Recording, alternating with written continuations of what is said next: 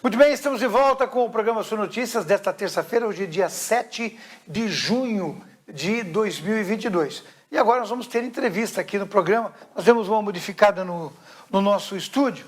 Dá uma passadinha aqui, mudamos um pouquinho para ficar com mais espaço e poder. Eu recebo agora o secretário executivo da AMESC, Associação dos Municípios do Extremo Sul de Santa Catarina, é o Francisco Diello. É parente do cara da Cielo, só mudou o D para o C, né? Exatamente. O Diello é conhecido, já foi secretário da Administração Pública aqui em Araranguá e vem conversar conosco hoje sobre a AMESC, a participação da Associação dos Municípios, especialmente nesse projeto que prevê o plano de desenvolvimento integral aí, de desenvolvimento econômico sustentável da região, feito em parceria da AMESC com o SEBRAE e com a UNESCO também. Em que pé está esse projeto agora e qual é a proposta final de toda essa organização do plano? Bom dia. Bom dia a todos que nos assistem. Então, no ano passado, a AMESC, em união junto com o SEBRAE e a UNESCO, então, programaram esse plano de desenvolvimento da região. E foi pensado, até por uma questão de ser mais específico, de ser feito individualmente nos 15 municípios da região. Ontem, inclusive, teve o lançamento do plano no Paço de Torres, lá com o prefeito Valmir. Então, hoje já houve o lançamento em 12 municípios, faltam 3 ainda lançados. Durante esse ano vai ser feito esses lançamentos. Está faltando onde? Está faltando Praia Grande, Ermo e Maracajá, que já está programado agora até o final do mês ter esses lançamentos, porque após os lançamentos, Xixo, há feito todo um workshop, uma conversação da academia, que no caso é a UNESCO, né? Então há uma metodologia científica que ampara esse projeto, há feito essa conversação com a população local, então cada município vai desenvolver o seu plano, essa é que é a grande diferença. Pega a parte acadêmica da academia, que é a UNESCO, pega a expertise do SEBRAE, trata-se com os munícipes de cada município ali, vê quais são as demandas, quais são as potencialidades, desenvolve um plano que cada município terá o seu e, em conjunto, a AMESC toda vai ter um grande plano. Então, todos os municípios, ninguém vive numa ilha, né? Quando o município se desenvolve, ele vai acabar desenvolvendo seus limítrofes, então, seus municípios vizinhos. Até porque existem causas que são coletivas, né? Por exemplo, me recordo muito de várias lutas e brigas e até caravanas que foram feitas daqui, ônibus que foram lotados daqui para Florianópolis e outras, e Brasília também, buscando atender algumas necessidades. Nos últimos 25 anos eu falaria da Serra da Rocinha, Serra do Faxinal, a questão da barragem do Rio São Bento, o contorno sul, né, o acesso sul do Arroio, a própria estrada que seria a Interpraias, que agora virou Caminhos do Mar, a estrada lá de Jacinto a Praia Grande, algumas dessas já foram resolvidas. Mas uma das ainda muito fortes, que é uma agenda permanente da AMESC, que é a questão da barragem do Rio do Salto, que é crucial para a questão das cheias, que recentemente abalaram muito Maracajá e Araranguá, e Meleiro escapou por um fiozinho, né? E tem muitos prejuízos lá também. Com certeza. Essa é uma pauta, até quando o presidente atual, Roberto Biavo, prefeito de Timbé do Sul, assumiu, ele conversou com seus pares, né, os prefeitos, porque dentro da associação as bandeiras sempre são coletivas, então os prefeitos levam suas demandas e lá eles em conjunto tentam defendê-las. Então a barragem do Rio do Salto foi uma demanda aí do presidente. Ele já esteve, inclusive, em Florianópolis, conversando com os órgãos ambientais para ver qual o pé anda, o que falta, o que precisa. Mobilizou, então, o setor político da capital para que isso possa desenvolver. Tem alguns impasses ainda, mas está andando e é uma demanda, porque, como tu falou das cheias, também é uma preocupação na época de escassez. Essa questão, a gente se preocupa nas cheias, com volume de água, mas também há períodos que a gente passou aí nos últimos 2 anos, um período de escassez hídrica e que preocupa porque a nossa região aí tem uma participação econômica muito forte na questão da agricultura e se preocupa também que se faltar água vai faltar para a agricultura, porque primeiramente é o ser humano, né? O próprio armazenamento que o lago da represa, da barragem vai formar, vai ajudar isso. Toda essa água que veio na enchente foi embora. Foi embora. Se pudesse se reservar, ela estaria lá guardada, lá em cima, e aí, na necessidade, poderia liberar isso. Isso é uma observação muito importante também, tanto na na abundância de água quanto na escassez ela é importante. Outro trabalho que a MESC faz, que é silencioso, que as pessoas não percebem, mas que acabam influenciando diretamente na vida de cada um, quando se nós analisarmos pela preservação da receita que os municípios têm, é o trabalho do movimento econômico. Isso acontece, eu me lembro da década de 80, 1986, não sei se tu já era nascido, Diego, mas assim, que os municípios já começavam a fomentar esse trabalho de controle. Por que esse trabalho é muito importante e é preciso que se tenha um cuidado nessa questão do movimento econômico, para o pessoal poder entender melhor? Então, Xixi, é muito importante, assim, como tu disse, é um trabalho silencioso, porque uma das fontes de receita dos municípios, além dos seus impostos municipais, ITBI, ISS, é a participação na questão do ICMS. E o ICMS é um imposto do Estado, né, estadual, só que a legislação, a Constituição determina que parte dele seja redistribuído para os municípios. Então, e como é que essa redistribuição é feita? Através do movimento econômico. O movimento econômico, para entender assim de forma grosseira, é a diferença entre o que os municípios compram e com o que os municípios vendem. Então lá o setor, não a prefeitura em si, mas sim o privado, né? Quando a cadeia produtiva, a economia do município. Isso, né? tanto forças econômicas. A agricultura, o setor de serviço, o comércio, a indústria. Então, quando uma indústria lá compra 1.000 e vende 2.000, ela teve uma diferença, né, agregada nesse valor de R$ 1.000. E cada... O Ailson esteve aqui já conversando, que é o nosso técnico, sim. E como ele explicou, a cada R$ 1.000 movimentado, R$ 25 retorna para o município. Então, quando a gente faz esse trabalho de perceber, e é isso que é importante, tem os relatórios junto à Receita Estadual, de perceber esse movimento de como está acontecendo, o município X está crescendo mais, o município Y teve uma queda no crescimento. Por exemplo, a MESC agora, o Estado cresceu 20,8% e a MESC cresceu 21,8%. Então, nós crescemos, em média, 1% a mais do que o Estado. Significa que nós teremos mais participação na divisão do ICMS, que ano passado foi em torno de 7 bilhões para o Estado todo. Então, nós teremos mais participação nesse ICMS que é dividido entre os municípios. Mais participação, mais recursos para os cofres públicos, mais investimento para a população. Mas eu queria observar um detalhe. Se o município não faz o levantamento do movimento econômico, se não tem lá um controle com os contadores, com as empresas, os escritórios de contabilidade, para pegar essa informação que é a empresa que tem que passar, o município, olha, eu comprei por 1.000, vendi por 2.000, eu tive aí uma diferença de 1.000, que esse foi o meu movimento econômico, foi isso que eu gerei de riqueza na economia, tanto a indústria quanto o comércio também, né? E os serviços. Então, se não fizer isso, pode ter dinheiro que se perde. Sim, e acontece muito, Xixi. E por que é exatamente isso que eu falei? Por que se perde? O Estado não vai lá e não coloca na conta, isso aqui, esse CPF aqui, essa CNPJ aqui, é lá de Maracajá, isso aqui é dinheiro de Maracajá. Se o Maracajá não reclamar, ele não devolve o dinheiro. E aí o município perde. Então, o que a gente consegue lá no trabalho técnico mesmo fazer? É justamente essa questão. Observa-se como é que as indústrias, as empresas no município estão atuando. De repente, vem uma empresa aí com um crescimento constante e, num determinado ano, ela parou de crescer ou não teve o lançamento contábil correto.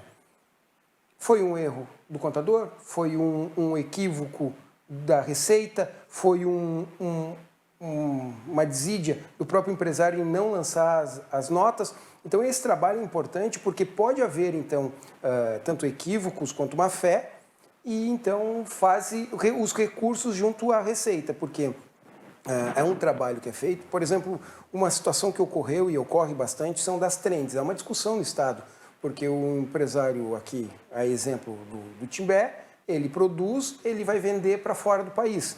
Mas quem vende e quem faz isso é uma trend, é uma empresa que está lá no porto. Ela compra, ela que vende. Então, esse movimento econômico não fica para a nossa região, fica lá para o porto. Casa Ibituba, Itajaí. Então, há feito os processos administrativos internos junto à Receita para mostrar que não, esse recurso não é de Itajaí, esse recurso é de Timbé, esse recurso é de Erma, esse recurso é de Araranguá. Tem tido sucesso nesses recursos? Sim, sim. Inclusive, há uma equipe que trabalha junto com a Receita Estadual, que são dos técnicos do movimento econômico, que estão localizados dentro das associações, dentro das prefeituras, porque há prefeituras que têm um técnico específico para isso, para ficar acompanhando isso. Exemplos de cidades com um volume muito grande dessa movimentação. Então, esses próprios técnicos, eles trabalham em conjunto, cerca de 77 técnicos de todo o estado que prestam esse apoio à Receita Estadual e ficam analisando esses números. Quando há uma discussão, são esses técnicos que fazem parte dessas juntas julgadoras e ficam analisando esses documentos. Então, sempre saiu agora, inclusive tu anunciou aqui na TV, o resultado do movimento econômico. Esse movimento econômico ele não é definitivo, ele é o resultado e agora a gente tem um ano para ficar questionando ele através desses processos administrativos que são apurados, né? Há empresas, por exemplo, a gente pegou recentemente na região uma empresa que teve uma movimentação absurda de compra. Provavelmente, assim, 1000 vezes mais do que vinha comprando. Há provavelmente um equívoco de lançamento aí de nota, enfim. Então é feita essa apuração, porque como ele comprou muito mais do que vendeu, houve uma queda no movimento. E isso traz um reflexo financeiro diretamente para o município. Realmente, e aí há um prejuízo, né?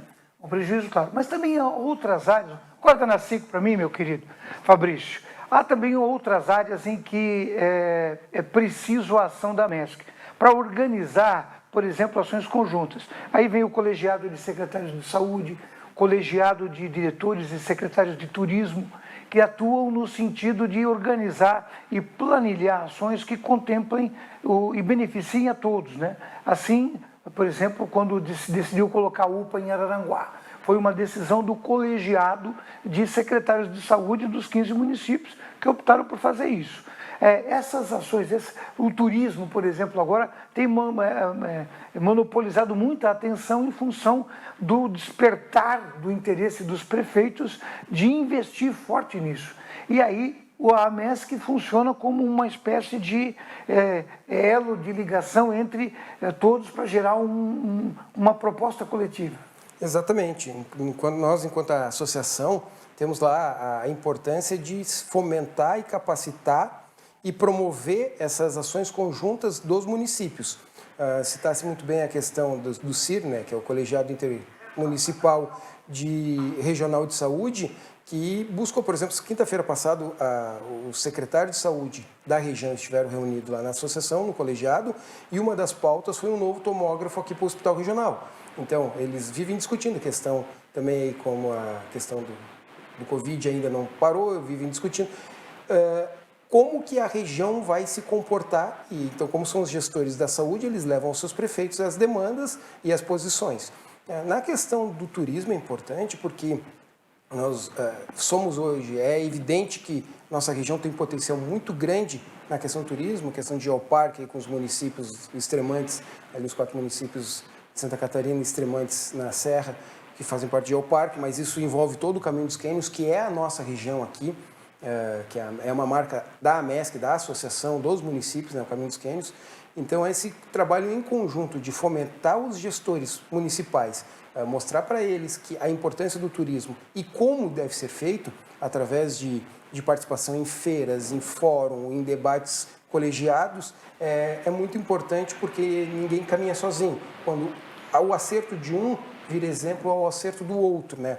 E, de repente, uma dificuldade que um município esteja passando, o outro já resolveu. Então, essa questão de tratar em colegiado entre os secretários das pastas, né? Porque nós temos os mais diversos tipos de colegiado. Alguns ficaram parados em razão da pandemia, de não poder fazer o aglomero, de se juntar, e agora estamos retomando, então, como questão dos contadores públicos e controladores, que é muito importante, que fazem os números dos municípios, né?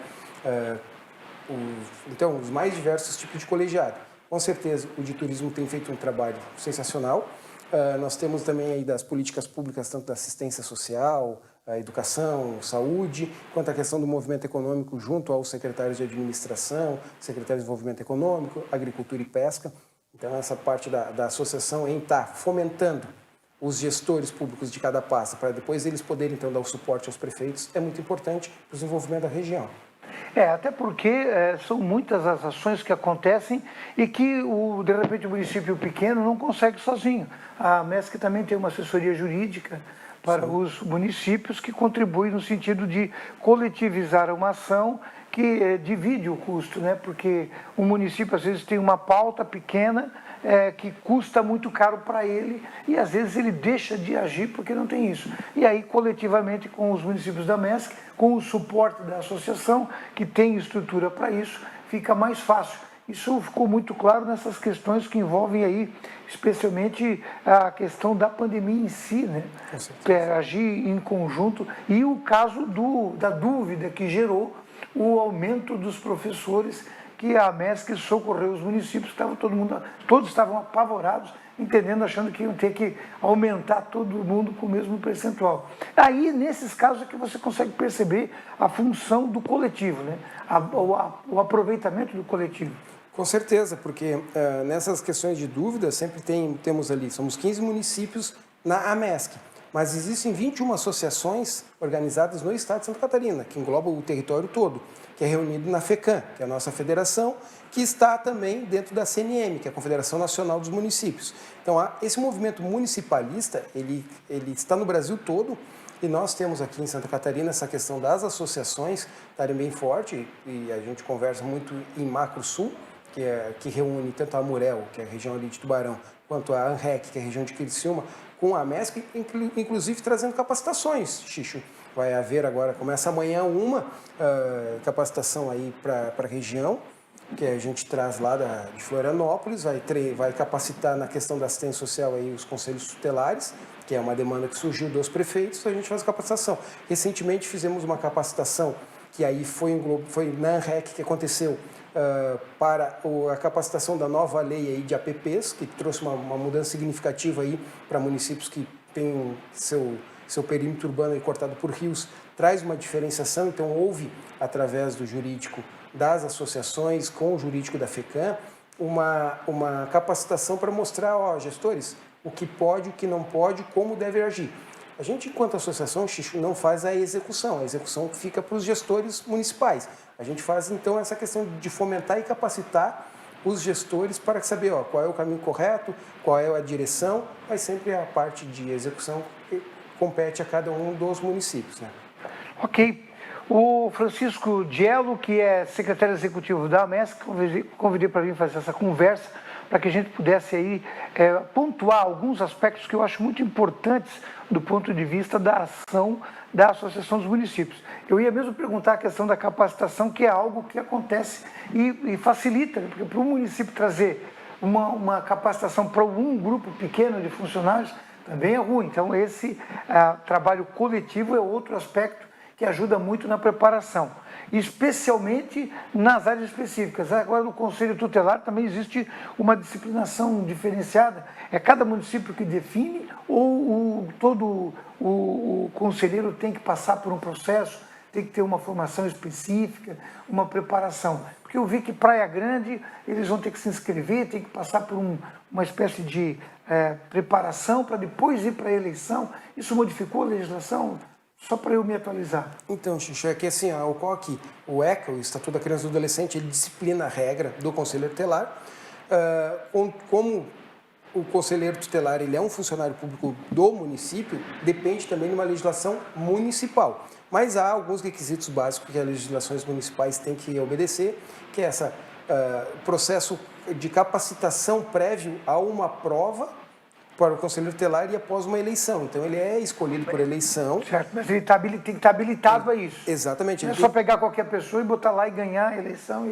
Ele precisa passar ele por um regramento de uma prova para dizer, tem condições de concorrer. Então, há sempre um regramento que vem do Estatuto da Criança e do Adolescente que determina que tem que ter uma capacidade e aí cada município pode determinar qual é o tipo de capacidade também. E também vai decidir quem é que faz essa prova, como ela é feita, como é que ela é produzida e organizada. Exato.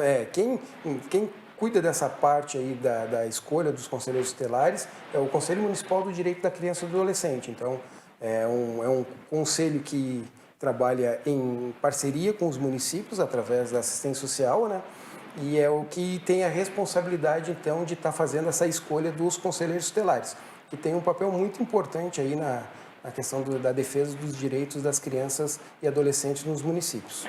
Ok, meu querido amigo Francisco Gello, muito obrigado na 5, meu caro Fabrício, muito obrigado pela sua presença, a gente poder conversar e esclarecer essas dúvidas, esse aspecto do Conselho Tutelar, eu ainda quero conversar com alguém, vou convidar provavelmente alguém do Conselho da Criança e do Adolescente aqui de Araranguá, para poder conversar sobre isso, ou a própria secretária de Assistência Social, para conversar sobre isso, porque é um aspecto que tem que ser observado.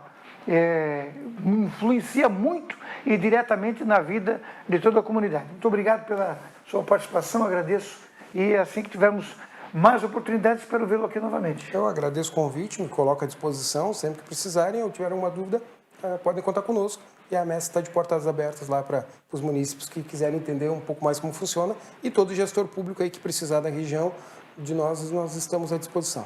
Esse é um papel fundamental no sentido coletivo. Na 5 aqui, meu amigo Fabrício, para dizer que Adolfo Mateus fez um comentário sobre aquela questão do Morro dos Conventos, disse bom dia, que vergonha para o município. Depois ele falou assim, vamos desculpar, mas cobrar IPTU eles sabem. Realmente, cobrar IPTU é uma obrigação do município em cobrar e do cidadão de fazer a sua parcela de contribuição. E é claro que ele tem que exigir também a contrapartida. Nesse aspecto, o IPTU tem que retornar em obras, mas é preciso que o município tenha liberdade e possibilidade de agir na ação que ele pretende, de realizar a obra. O Ministério Público aqui federal faz alegações que impedem que o município execute essas ações que são necessárias. Também o João Batista dos Santos, nós aqui do interior de Sombrio não estamos recebendo o sinal da TV Sul. Bem, está travando muito na TV. No celular eu não gosto muito de assistir. Ô João Batista, vamos conversar então, de repente tem que dar uma mexida na antena, aumentar ela. Estamos chegando bem até lá em Jacinto Machado, como é que é? No fundo da serra, lá na Serra do Fundo Grande, lá em Jacinto. Estamos chegando no Passo. Tem que dar uma olhadinha no teu aparelho, mas vamos conversar para poder assistir a nossa TV Sul Catarinense aí em todas as regiões do município de Sombrio. Tá legal? 8h33, nós vamos para um intervalo, enquanto eu tomo uma aguinha aqui com o Francisco. Depois a gente volta com mais entrevista aqui no Sul Notícias.